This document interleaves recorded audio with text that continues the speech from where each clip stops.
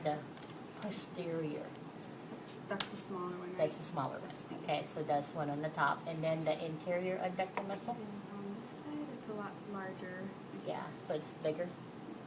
So when you eat when you guys go in and eat, right, if the muscle is actually dead before you cook it, it doesn't open at all. But when it's alive, when you cook it, it opens because of that. Literally it's trying to get out of the shell. So this is your exoskeleton, right? So if you look at it, she cut essentially right this way. So this is the foot. So that's the one that comes out to make it move, right?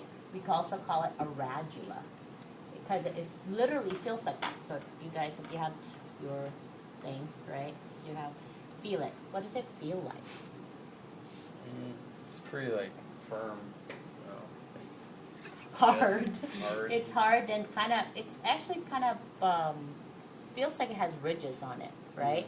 And it's because it literally does that. It attaches to the side to be able to move around. So it's the foot. It's their foot. So they could again swim. Literally, they look like they open in and out, right? And then when they're on the actual sand floor, they then use that. Now that's going to change if you look at we have, the mollusca have like 3 different things, right? You have one that's called Polyplacophora. And why did I say it's called Polyplacophora? It's got many shield-looking. That's correct. It's still an exoskeleton, but poly means many, many shields. So that's how you know that it's a class of Polyplacophora. That's a chitin. Okay, and then you see it that it's this way. It's one shell, but it looks like it's one shell, but it's really not. What it is a bunch of shells all connected together because it's just attached in segments. Okay, we don't call it segmented, but it's kind of like that. Now you have 2, right? So here's another adaptation that you created. Instead of having 1, you now have 2. So this is the second stage. Okay. Then when you go to the next part where you now could go in either water or land, you now need 1 shell, and that's what you call the gastropods, right? It's like snails. Snails, that's correct. And that's because there's a different adaptation for that for land. Pseudopodia. Right. And the pseudopodia, again, it uses the same thing that the bivalve uses, right, which is the radula. But in this case, instead of it going this way, right, it goes one flat 1 foot in moving this way. Okay, so there's a difference. So when you she opened it up, right? So on the sides right here, what you see on the right and the left hand side, those are the gills. Okay, so now you have respiration that's happening, right? Which is kind of like your fish, but in this case, it uses really more like a lining on the sides of your clam. Okay, and the cool thing is, if you ever wanted to have a pearls, that's how they get the pearls. What they do is they literally lift this side of the muscle and stick a sand in it. The smaller the sand, right, the better it is, because what it does, it irritates, that's really what they're doing. They're trying to irritate the clam, or in this case the oyster, to create the lining around it, which gives you this white stuff right here. And that's what the pearl is. So the longer it's there, the more thicker it is. So the Morimoto pearls, that's from Japan, that cost almost, they're the best pearls you can get. You have a really, really tiny, probably even smaller than that, right? Everything else would be that, which is calcium carbonate. That's how you know that it's real pearls. The pearls that cheap, they literally give you, or put in big, gigantic sand, and it's just like one coating around it. So that's how they know one from the other, okay? So if you look inside, okay, the stomach, you can tell which one is the stomach, and that's that. The greenish brown gunk that has the kidney and the stomach included in it. Now this one, because there's really not, you couldn't like decipher from like color wise, right? If you see this part, can you open it for me? I don't have any gloves on. This is going on YouTube.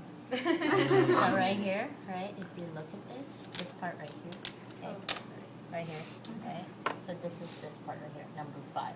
So what is number 5? It's your Intestine. your intestine.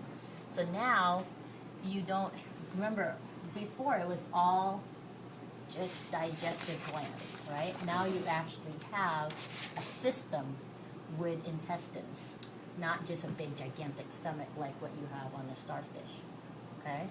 So there is now a change. So instead of having, you now have the respiratory, right? And then you now also have the digestive system. And then the one thing we didn't look at is where's the heart? Is there a heart? There's no heart, okay? Not yet.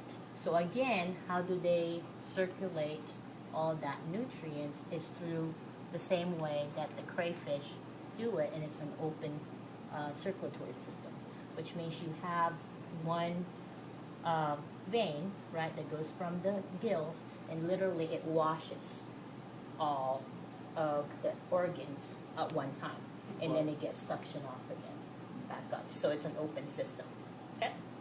So that's that. So let's go ahead and go over here. So we ended with, right, gastropoda, which is the mollusca.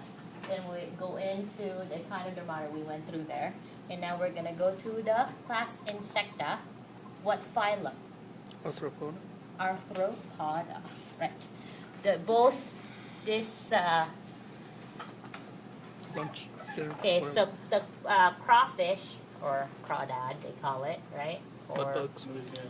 Louisiana, and also the grasshopper are all in the same phylum, okay, Arthropoda.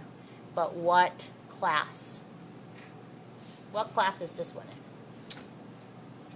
Crustacea. Crustacea. So it's in the same as lobster, which is kind of like a smaller. This is a smaller lobster, and also crab, right? And then in the same class, you also see the inside, right, which is a different class. This one is Insecta. What's the difference? One is in water, one is in land. So now there's going to be two different things that's happening, right?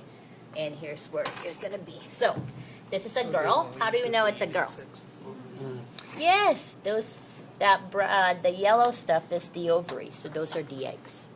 Okay. Tastes good. Yeah, so if you look over this way, you see that, for instance, this part that we actually took out right here, that's the gill. This is what they call the carapace. Again, it's an exoskeleton. Remember, we didn't have any skeleton at all. It's all hydrostatic skeleton, and now we start having a skeleton on the outside. So it's more for armoring. The other thing that you also saw here, there's really not what we call an armor, right, besides the actual Eyebrows. shell. But here, now you not only, it's kind of like now you change it a little bit so that it could also fight, right? Because you now have your little claws. And then it also swim, because you have little swimmerettes on the bottom, right, to go in and actually swim. And literally they do this. Okay, kind of cute. But if you look at it, there's similarities from your insect, in this case the grasshopper, in this part, and that has to do with, let's see here, the outside. Okay, you need to make sure you guys know the difference between how many legs each thing has, because each of the legs tell you. There's one that has 8. There's one that multiples of 3, multiples of 4. So you need to know which one is which, and that would classify it to what class in the arthropoda. Okay, so make sure you guys hint know what that is. So if you look inside of it, you can see that now we have a heart in this case, but it's still part of the gills. Okay, so they still need it to run through the gills, and that's that big thing right there in the middle. Oops. Yeah. See this? So now you have a respiratory system that's attached to the circulatory system, but again, it's still an open system, because what it does, it goes and just moves all of your blood through each one, and it's actually called lymph, and it's not red in color like what we see. It's not blue in color.